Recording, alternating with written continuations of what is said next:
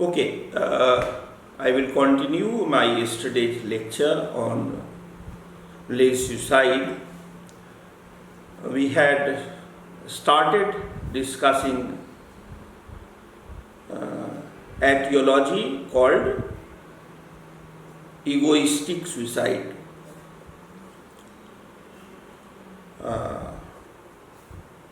According to Durkheim, this etiology of suicide results from lack of integration of the individual into society or social solidarity. According to Durkheim, the stronger the forces throwing the individual onto his own resources, the greater the suicide rate in the society in which this occurs. Now, I need not remind you that Durkheim's concept of suicide is broader than the English language term civil society, and it not only includes civil society but it also includes nation state, military establishment and the market. Therefore, he is not talking about only the civil society and the rate of higher or lower suicide occurrences in the civil society of France or Western Europe. Rather, he is making a general statement which covers all four elements of society or social solidarity. Okay, now he is making the first theoretical proposition. According to Durkheim, the first category is religious society, and please remember, he is not using the term religious community or religious institutions.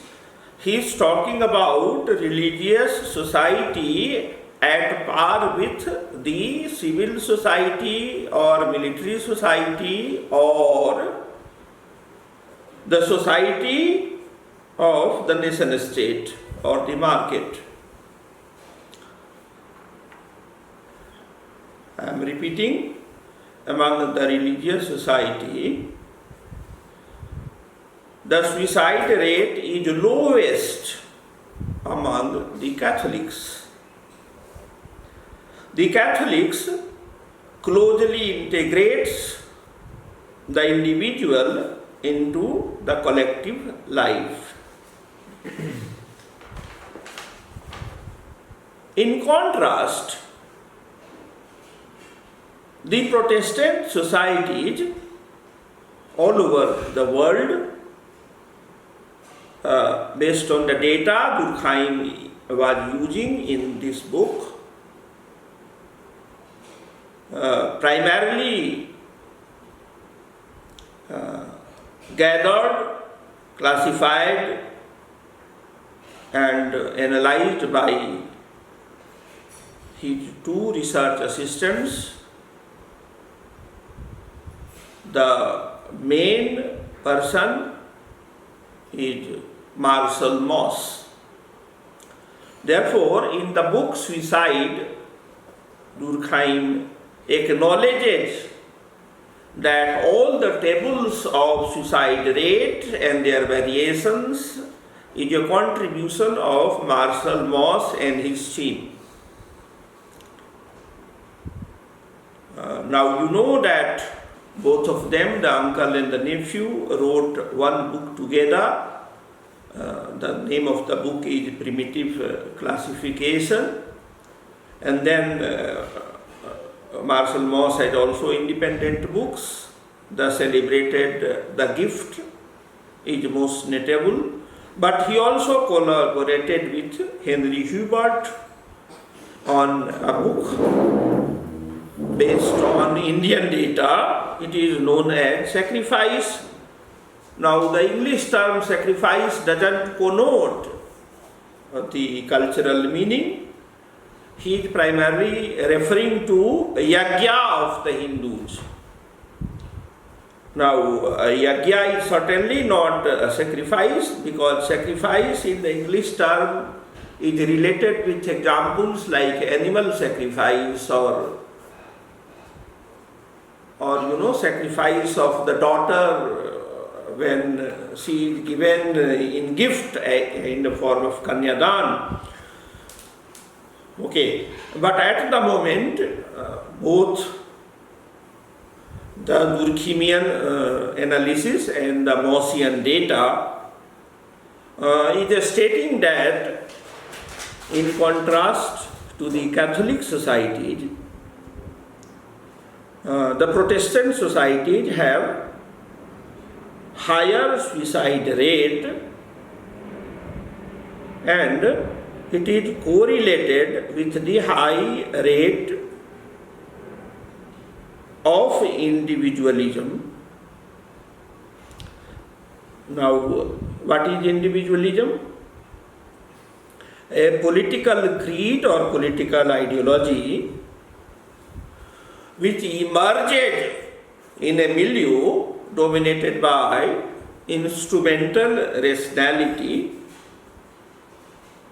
and religious psychology which is utilitarian in outlook towards the life, other people, market, state, nature, and meaning of life.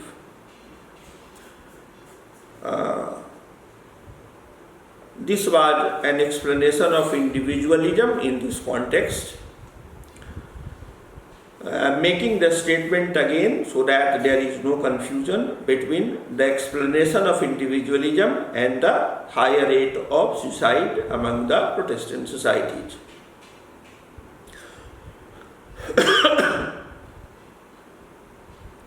The Protestant societies have high suicide rate, and it is correlated with the high rate of individualism. Individualism I have already explained. The advancement of science and knowledge and accompaniment of the secularization process under Protestantism.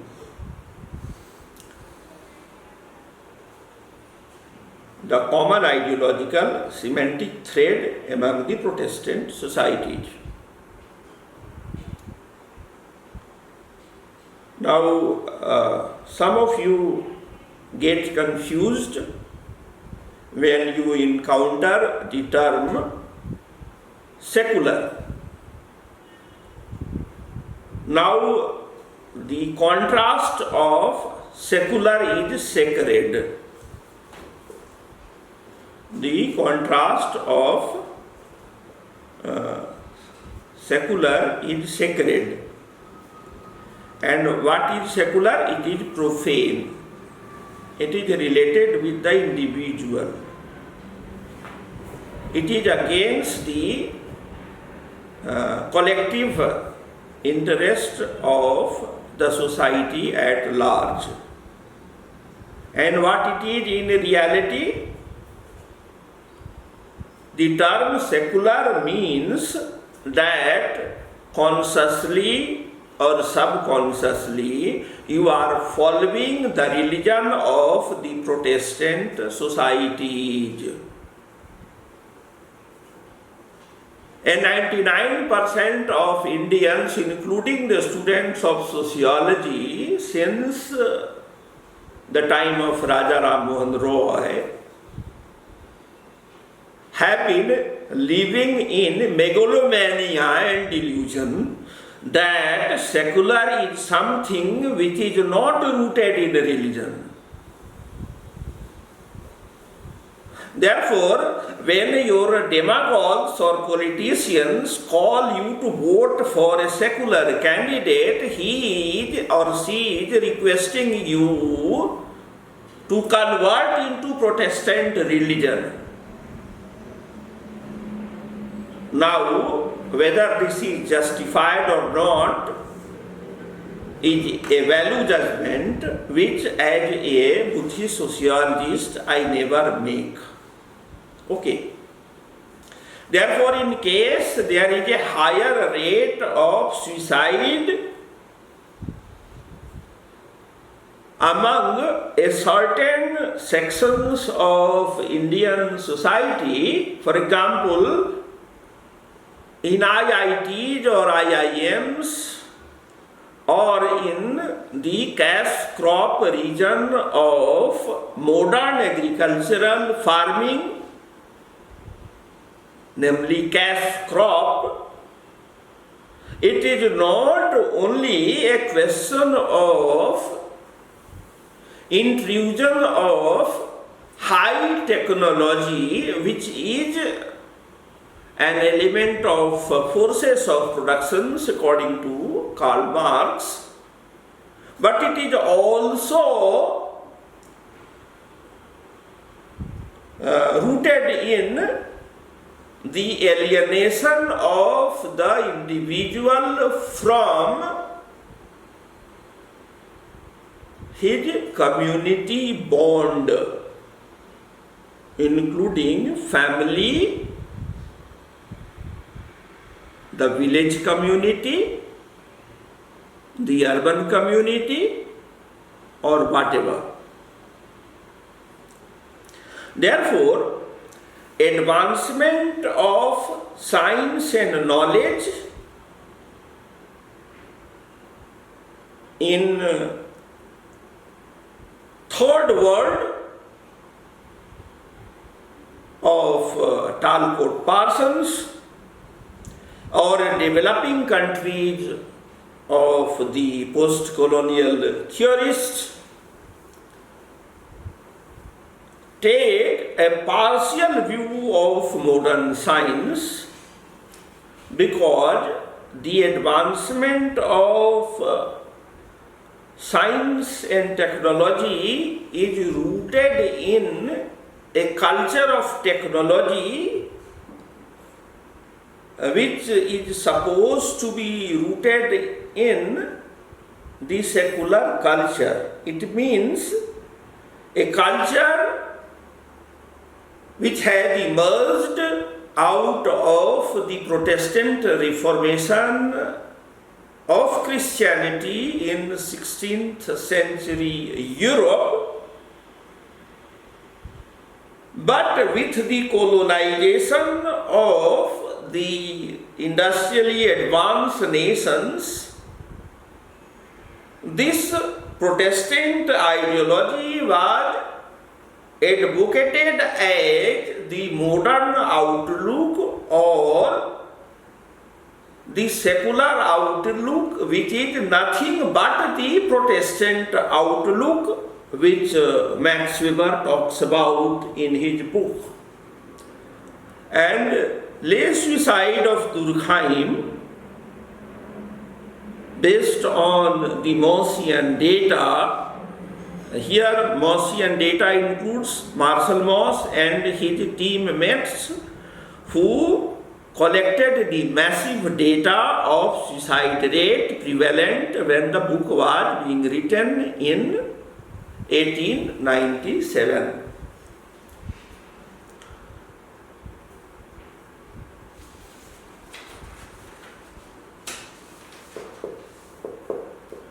The Protestants explains, now grammatically this is wrong because Protestants is a plural, and in plural we use explain and not explains. But in the original book it is written like this. Therefore, I will not correct the grammar, I will try to convey the sociological connotation. Because here they are trying to explain the suicide of an individual, and they are trying to explain the suicide rate. Therefore, here means an individual who commits suicide in Protestant societies where there is a main Protestant group and then there are followers, primarily the followers in the colonies, the collaborators with the Protestant empires in Asia, Africa and Latin America, those who are regarded as great agents of modernization and scientific culture.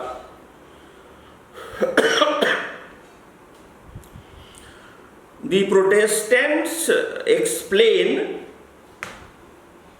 in original explains, the Protestants explain the universe as well as man in the universe in purely instrumental, rational and utilitarian terms, and promotes a collective feeling of disenchantment.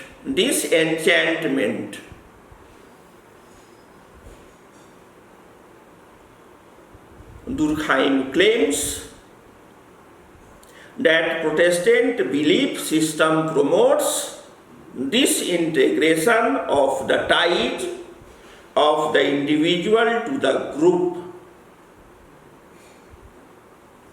Durkheim said, and I am quoting in direct narration, Protestant belief or secular belief, he equates secular with the Protestant.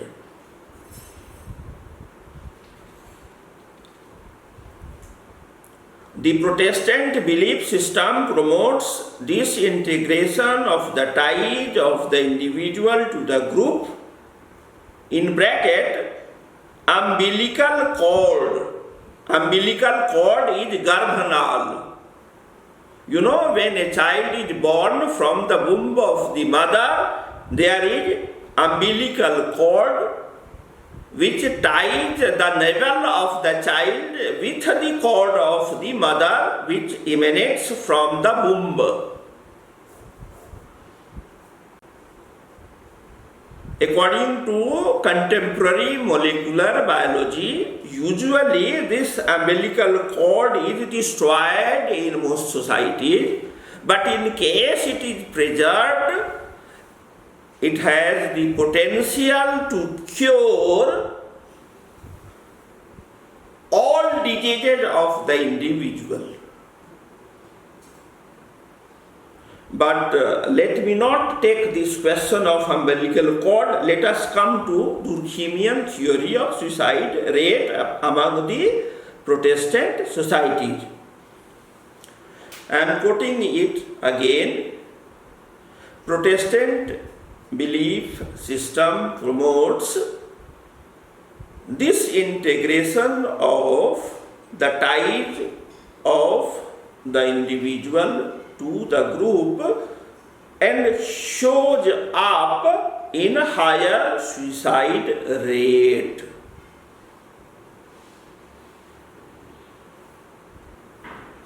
Then he is claiming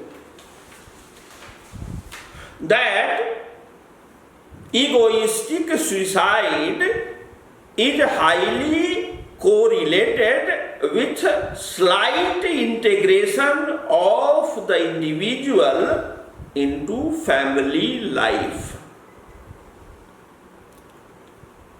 Therefore, he is making 3 points: that the higher rate of suicide among the Protestant societies, conscious or unconscious, this is my explanation, is related with, until now, 3 important aspects. One is a collective feeling of disenchantment. which is the social function in Robert Merton's terminology of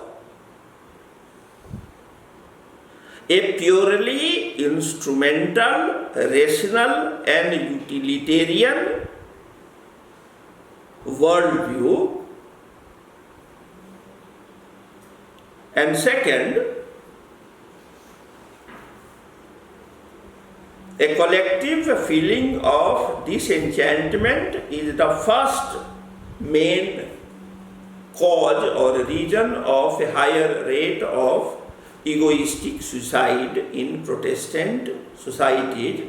The second is Protestant belief system promotes disintegration of the ties of the individual and shows up in higher suicide rate. What is the second point? First is collective feeling of disenchantment. The second is disintegration of the ties of the individual to the group. And third, egoistic suicide is highly correlated with slight integration of the individual into family life. In other words, until now he is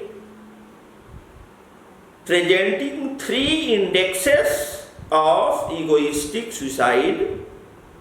Egoistic suicide will take place in that society dominated by Protestant ideology, which suffers from three collective indicators. One, a collective feeling of disenchantment.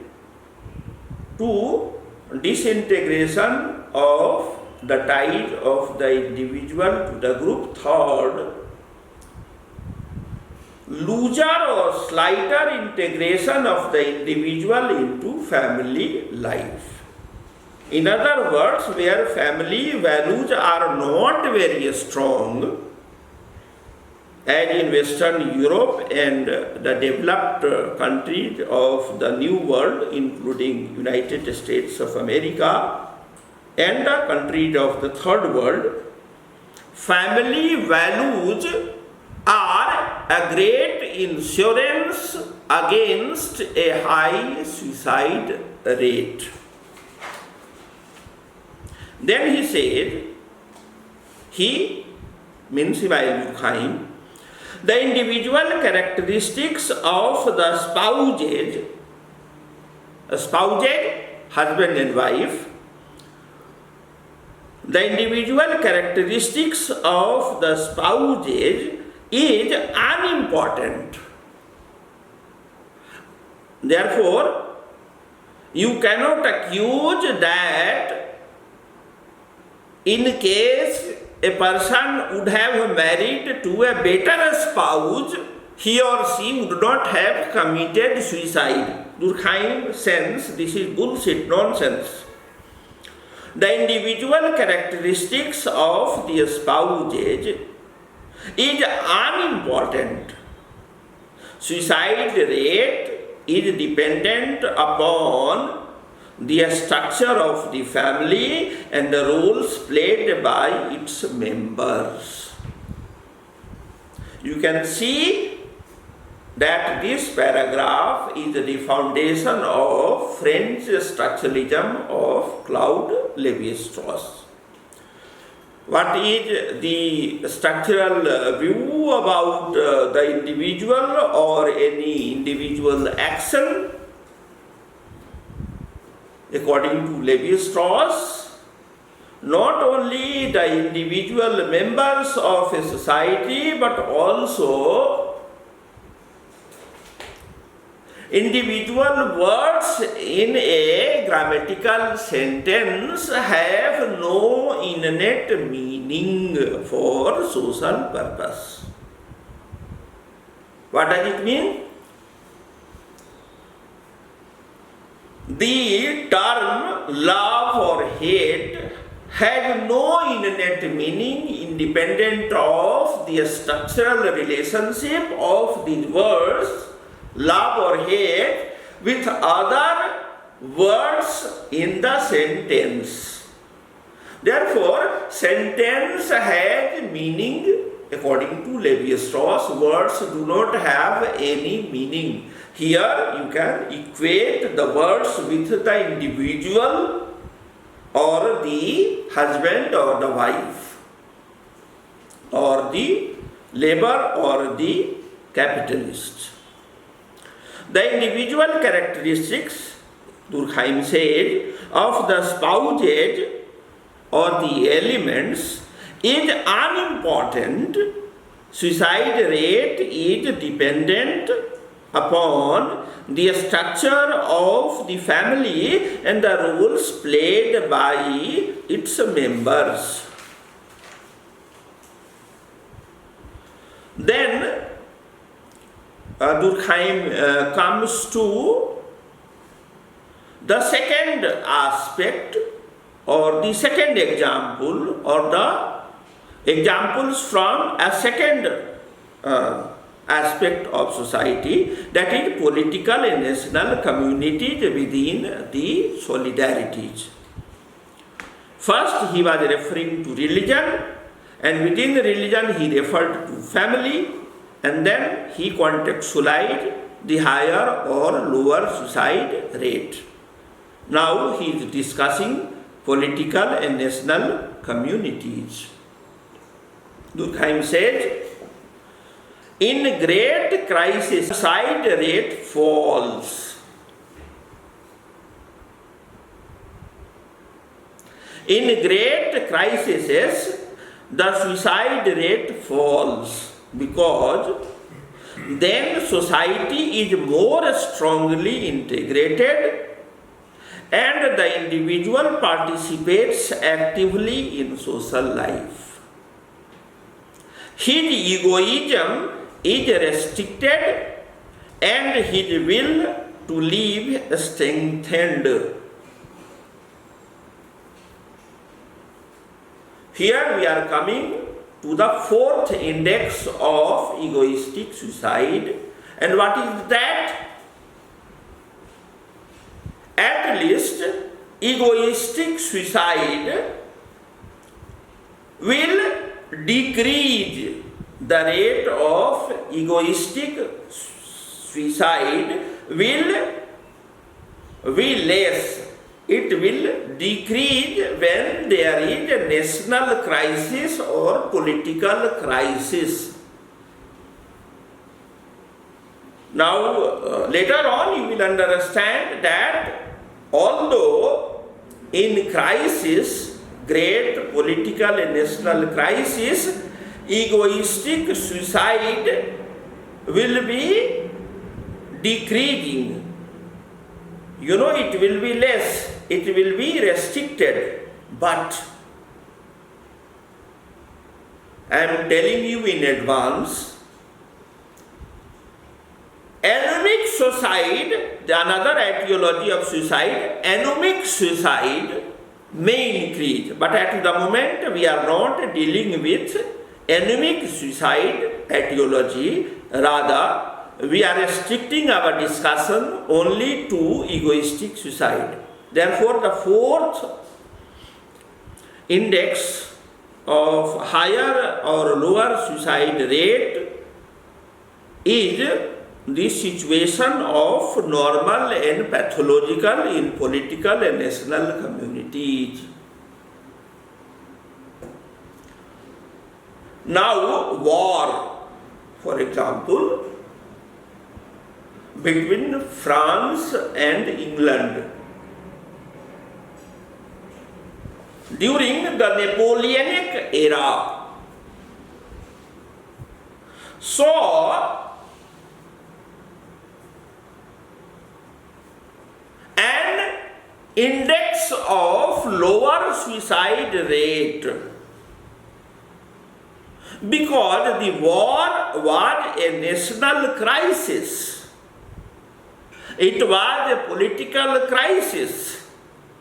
And during the war between two nations, there is a higher rate of national sentiment which integrates the individual with the group, at least during the war or the emergency of India in 1975. Therefore, try to understand the analytical difference between enemy, which I will discuss later on, and the political crisis. Political crisis in any normal solidarity up to a particular extent is normal, following the rules of sociological method of Emile Durkheim. He says a particular percentage of crime is normal for a society. Therefore, war is not necessarily abnormal for many groups in the world. Rather, it is an opportunity to show their national sentiment since ancient times. Then Durkheim discusses lower societies. Now he is not discussing lower class, he is discussing lower societies. What he meant by lower societies?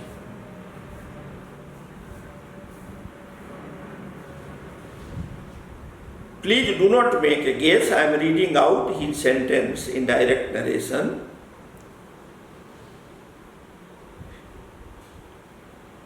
He said about suicide rate among the lower societies, he said that in such societies, there is comparatively greater integration of the individual in society. And then he complements it by saying, among lower societies, the individual's life is rigorously governed by custom and habit.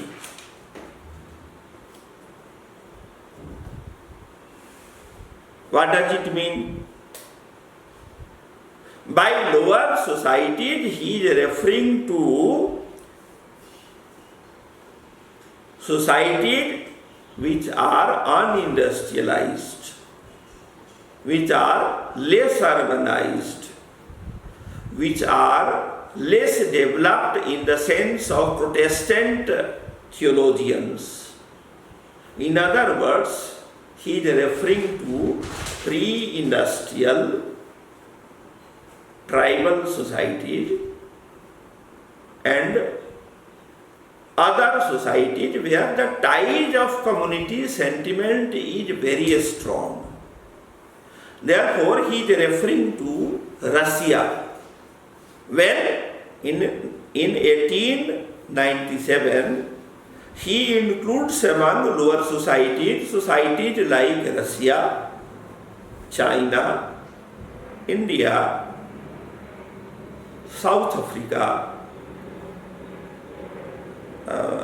almost all countries of Africa, excluding some sections of South Africa, and almost all countries of Latin America. He says that these are lower society.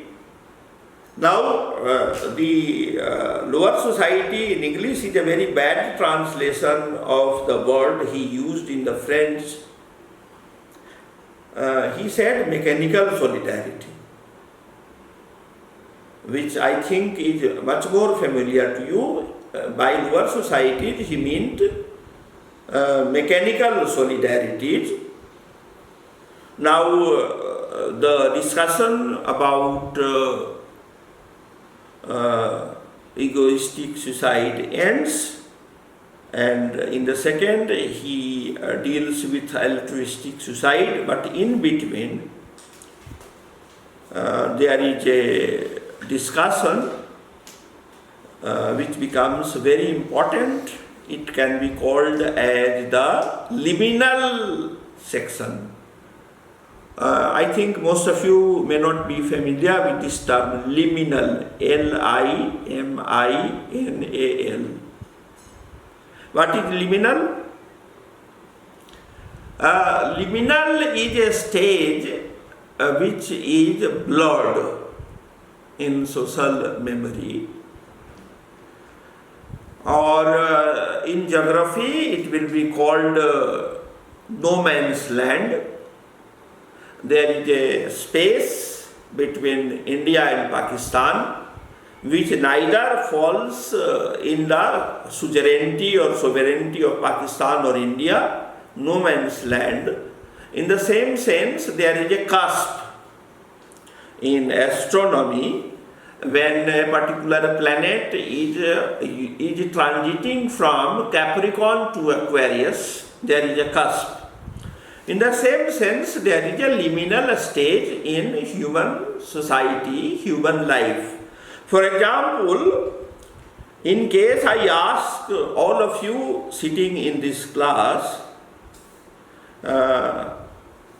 when you have started feeling strongly that you are not a child, you are adolescent or a youth. Although roughly all of you are of one age group, but in case you are truthfully engaging in a conversation, all your classmates may not give the same exact year when they felt that they are no more youths. अब तुम बच्चे नहीं रहे, अब तुम जवान हो गए. Now you are no more a child, you are almost a youth. This is liminal. When you are neither fully youth nor fully a child. And I am not referring to biological growth of the individual from childhood to adulthood or youthhood. I am referring to cultural construction of youth and childhood. Therefore, in case we have understood rigorously or carefully Durkheimian concept of egoistic suicide, and we are already familiar with Protestant ethic and the spirit of capitalism by Max Weber, then there are three terms which attracts our attention. One is Weber's emphasis on rationalization. Although he acknowledges that this rationalization usually leads to disenchantment with the world, but his stress on rationality, I mean instrumental rationality, remains intact. Although he talks about the iron cage of bureaucracy, but he asserts again and again that this is the historical tendency which is going to happen to every society, whether you like it or not. And third, he says that rational and legal is better than the non-rational and the non-legal.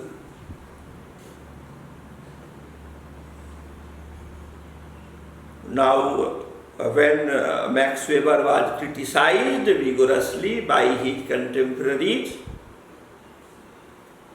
then he came up with a new concept in another book, namely the concept of this worldly asceticism. And the book was called Sociology of Religion.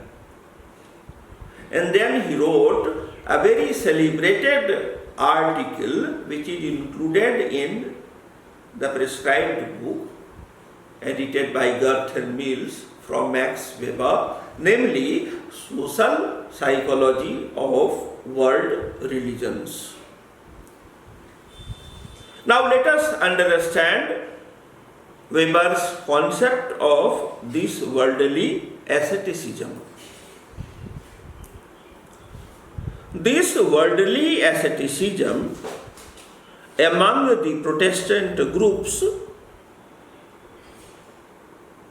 I am making a Durkheimian reading of this worldly asceticism. This is not Max Weber's words and sentences which I am reading out to you. Rather, I am making a Durkheimian reading of this worldly asceticism on the basis of data provided in the book Suicide. This worldly asceticism among the Protestant groups was at best an unverified hypothesis, or at worst an ideological propaganda which had neither empirical basis nor theoretical foundations. In contrast, Protestant groups had greater affinity or logico-historical correlationship with a higher rate of egoistic suicide.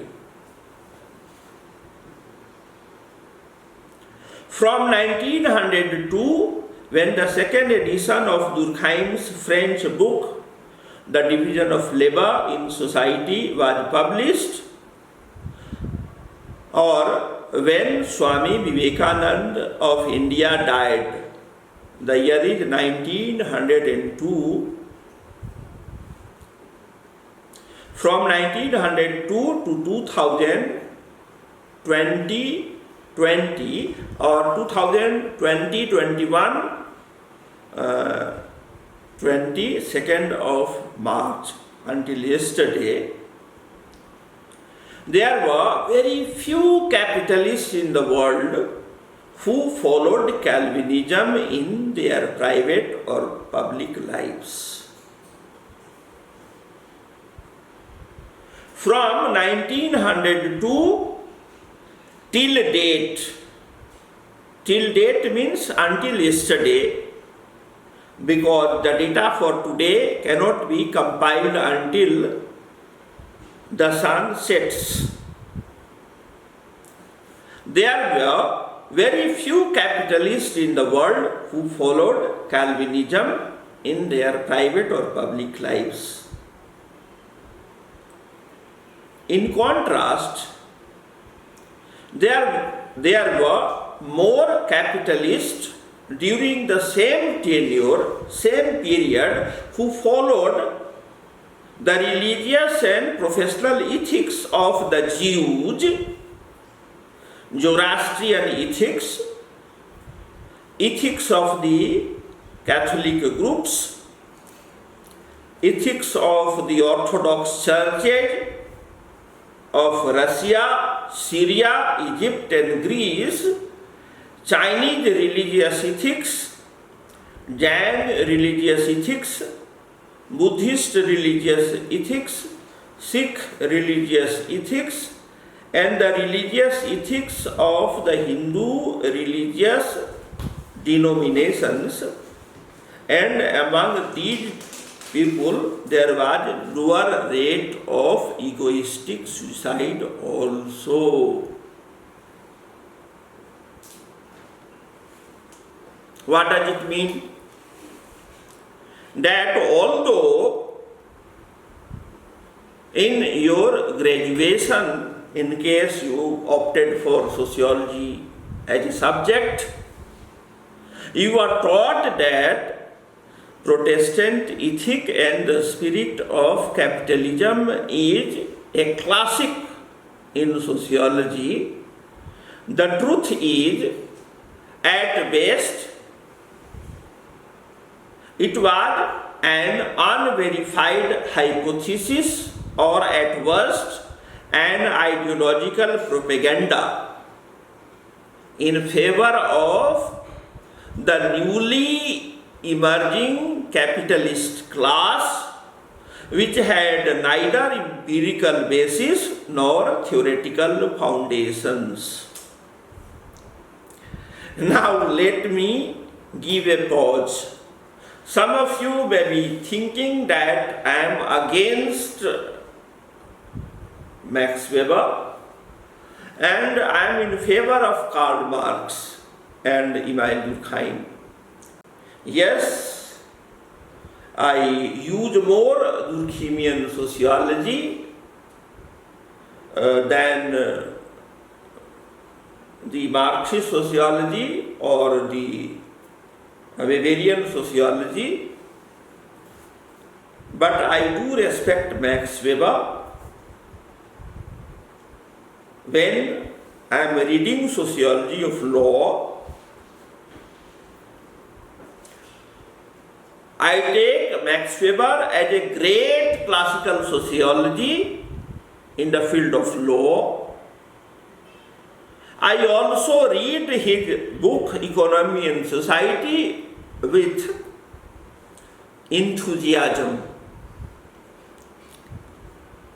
But I certainly do not think that Protestant ethic and the spirit of capitalism is a book which should be taught in any university.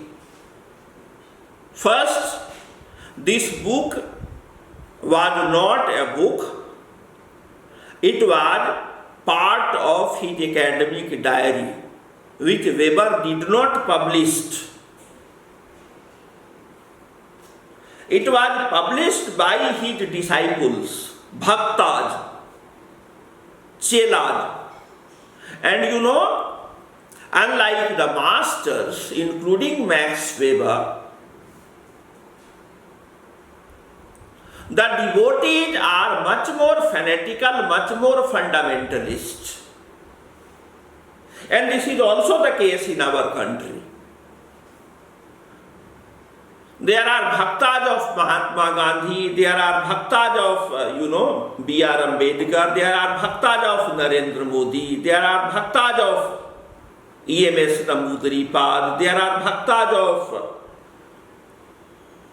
Ram Manohar Lohia and J.P. Narayan. I have problems with bhaktas, the devotees, who try to respect their teachers by taking their name again and again. But in the process, they insult their masters.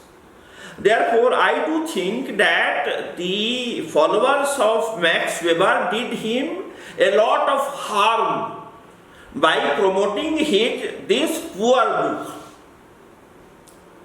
In case this is a book which represents Max Weber, then Max Weber should not be taught in any university.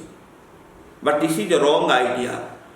Max Weber was truly not an academician, he was truly a politician and a legal luminary, but he had profound books in the field of sociology of law. But that is not taught anywhere in the world, including in our center. And secondly, he had very profound things to share with us regarding the intricate relationship between economic behavior and the beliefs of the individual and groups. Therefore, I read only 2 books of Max Weber, and I think they are not inferior to any book of Emile Durkheim or Das Kapital of Karl Marx. Therefore, I am not against Max Weber. I regard him as a profound scholar of sociology of law. Secondly, he had profound insights to help us grow in sociology of economic life. But I am sorry, his contribution in methodology is hilarious. It entertains you.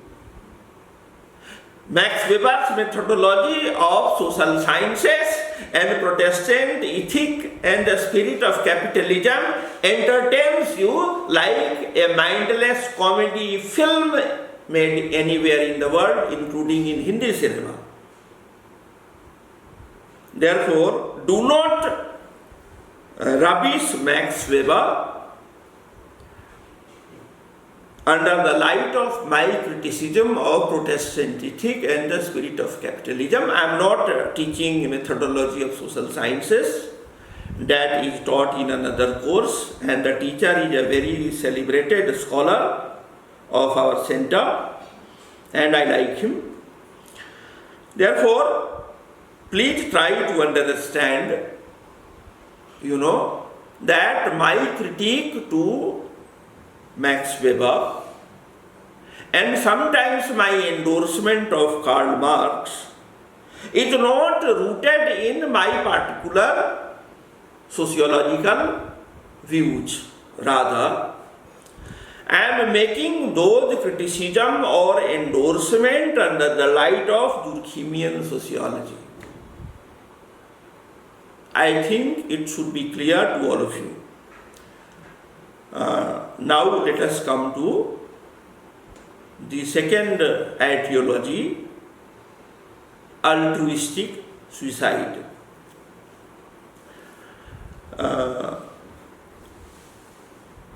Although time is very short, but at least I will introduce the topic today and take it up tomorrow. What is altruistic suicide? According to Durkheim, where the individual's life is rigorously governed by custom and habit, that is rigorously governed by tradition. In Mechanical Solidarities of Durkheim in the community of tonnage, high suicide rate is either non-existent or it is altogether a different type of suicide, namely altruistic suicide. I am repeating it again. Where the individual's life is rigorously governed by custom and habit, high suicide rate is either non-existent or it is altogether a different type of suicide, namely altruistic suicide. Now, what is altruistic suicide? This type of suicide results from the individual's taking his own life because of higher commandments, either those of religious sacrifice or unthinking political allegiance. Now, in the case of first, that is religious sacrifice, the term in Hindi is Bali or Balidan, and the term in Urdu is Shahadat or Shaheed, and the term in the English language is martyr. Therefore, the common English term martyr or the common Hindi term bali or balidan and the common Urdu term shahadat or shaheed refers to altruistic suicide etiology of Imam Durkheim. Now, unthinking political allegiance. For example, in South India, particularly Tamil Nadu, there are devotees of film stars, come politicians, like C.N. Annadurai, the founder of DMK and a very celebrated playwright in Tamil. Also, he was the producer of the film Parasakti, which heralded the growth of Dravidian ideology in Tamil Nadu, and by 1967 it banished the national parties of India out of Tamil Nadu, and it is still continuing. What happens in Tamil Nadu is that when C.N. Annadurai died, his devotees, his staunch followers committed suicide. Then when his successor,